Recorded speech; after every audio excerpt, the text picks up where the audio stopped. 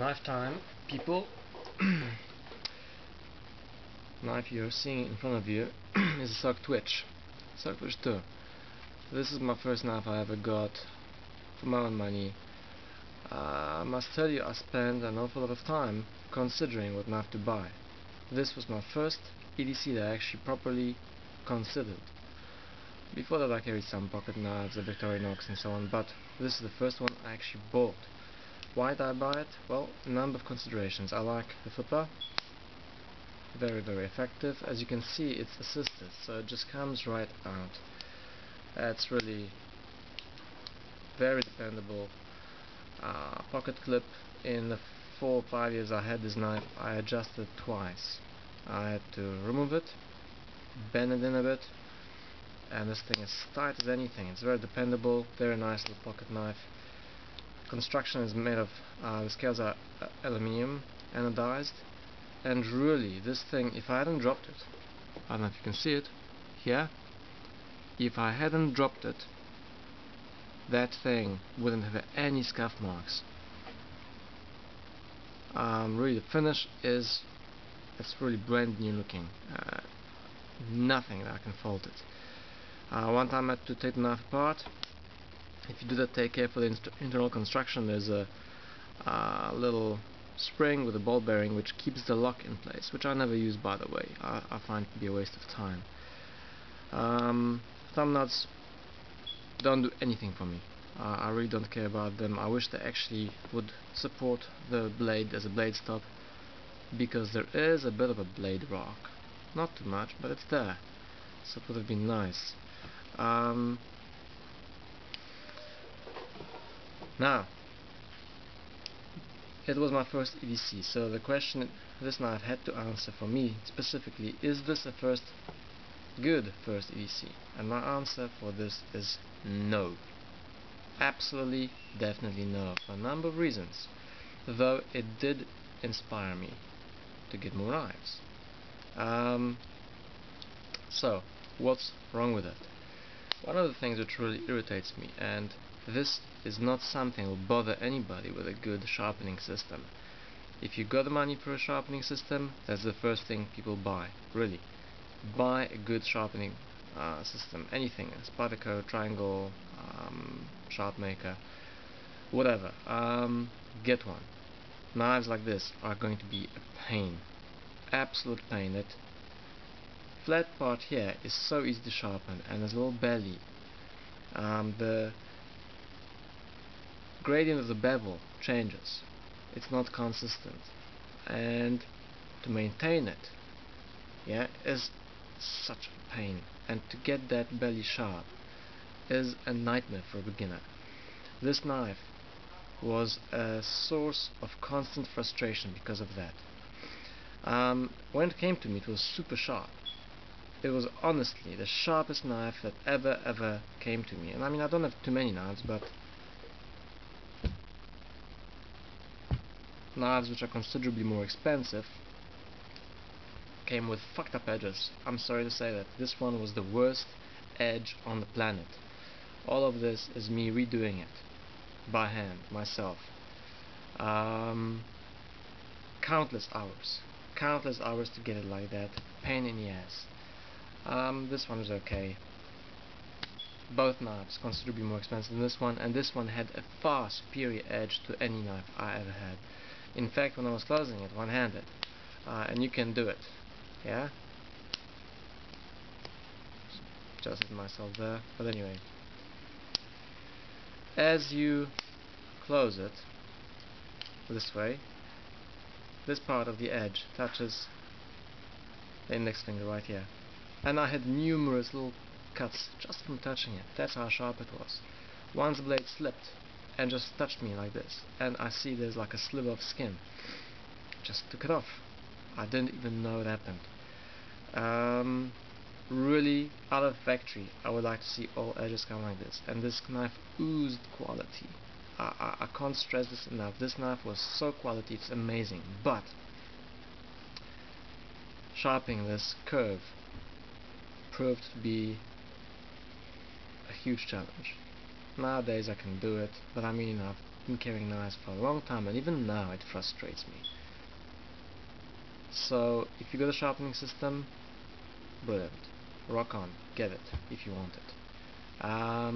If you don't, stay away from this knife. Seriously, get a worn clip. People say don't go for worn clips. I think if you're a first time EDCer, get a worn clip. It's going to be the easiest thing to sharpen. Just make sure you have a flat knife, flat stone to sharpen it on. Not anything rounded, flat, and you'll be fine. You just go like this a bunch of times, and you're gonna have a sharp knife as hell. This thing was a nightmare. Often I had a really nice sharp edge here and very little edge here. What else? That wonderful kick. Really, it's jumped a bit. Yeah, I don't know if you can see it. It's not that comfortable here. It acts as a functional blade stop, but if you're really applying pressure, it starts to hurt you. Yeah, it just digs in. What else? I actually considered this knife, contrasted it really to another knife I have, not here on the table here unfortunately, but a normal Swiss Army knife. One of these basic ones with just a corkscrew and a bottle cap opener, that's it. And I considered the Swiss Army knife, it was a Wenger by the way, to be a superior knife to this. Yes, it doesn't have the flipper, doesn't have one-handed opening, doesn't have a clip, which by the way is a crucial thing for an EDC in my opinion. I know everybody's got their own, but I find it very practical.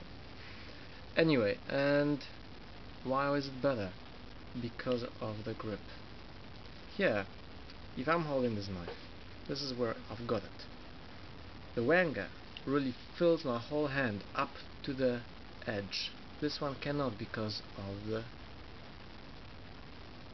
flipper, yeah, which acts as a kind of a blade guard of sorts, which is wonderful supposedly, but it means you never have a good grip on a knife. You have to hold it like this to have a good grip, and really most of the time you're just holding it with these two fingers, and while if you have a proper hold, it feels good, okay, it's fine. But if you do this, yeah, if you keep on doing it over the years, as you have the knife and as you carry it, the slick scales really mean it's very slippery. I mean, it carries beautifully because of that. Make no mistake. And this knife has been my dependable companion for 2 or 3 years, never leaving my pocket, went with me everywhere. Never any rust issues with the Oz 8. They say Oz 8 has rust issues. Not in my experience. None whatsoever. None of the parts of the knife ever rusted on me. Not the liners, not any of the springs, honestly nothing. The Spyderco here, the blade stop, that pin, that rusted on me. Another Spyderco, detent ball in here, started rusting. That's a really irritating thing. Nothing on this knife rusted. In my opinion, the build quality of this knife is superior to this knife. $170, $180 knife in America, $40 knife in America. Honestly, this knife is quality with lifetime warranty, as far as I understand it. I gotta tell you, SOG really impressed me with this. But when it came to me, I was really expecting something more like this.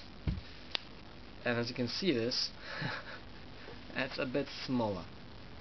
And my first reaction was like, that thing is just so small. Why? And yeah, it's a small knife. It's far too small in my opinion. You know, many reviewers rave about how good this knife is, and as the years rolled on, I learned to appreciate it more. But first was the incredible surprise at the build quality, because that really is there. Throughout the years, it still feels like a new knife. And I mean, I think that's saying something. No scratch marks whatsoever here. Nothing. Some scuffing maybe here on the edges, but really fantastic build quality. I don't even mind so much the fact that it's only one side carry, because there is a right side carry. Bit of a pain, to be honest. Maybe I'd like it on my left side. But you know, really very few negatives. Very solid construction, and for many years I was considering the bigger brother, especially in the black, because the black just looks so cool. I gotta say it looks wicked. I trust the system. It's really effective. It's good stuff. But I never got it, not yet anyway, because you know, paying about $80 and getting Oz8 steel, which I haven't been that impressed with, though it was beautiful. The finish on it was fantastic. I ruined it myself personally, but it really was a wonderful finish, beautiful satin finish. I gotta say it was absolutely sexy. And it was a far sexier blade than this one. Seriously. At least if, you know, the flats were polished here. But they never came as polished as this one. Learn, Spyderco, seriously. You're offering expensive knives, deliver on the quality. You know, everybody's raving about i.t.o. Quite frankly, I'm fed up with i.t.o. I love this knife, but after countless battles to get it the way I expect it to be, I find that maybe this kind of edge geometry, where you have a constant belly versus flat and then belly, which is quite a sharp curved one, it's better for me and my preferences. And in fact, I don't think I would have minded at all a worn clip on this. And even a Tanto, I think would have been a far easier knife to live with my sharpening abilities. And yes, okay, idiot, get a bloody sharpening system. But you know, if you're spending this money, and I consider this to be a lot for a knife. I actually paid for this more than double what people pay in America. I paid $80–90 for this. This one I actually had brought in from the US, so 110. But still, you know, for me that's a lot of money, and I never really had a chance to spend it on a good quality sharpening system, so I'm still living with the way I do it. One day, hopefully this year, I'll be getting one, but up till then, I would much rather, instead of all of these knives, get something like a Spyderco Yojimbo 2.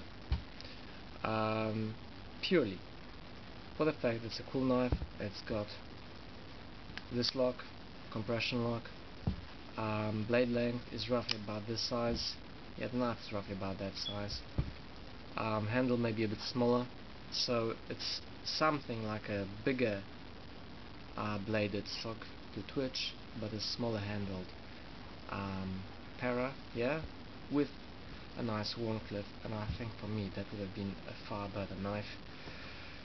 Again, would that be a very good first EDC? No, because it's expensive, right? So I'm happy I got this. It was really my trusty knife, highly dependable, just like this one. But ultimately it failed to deliver what I was hoping for.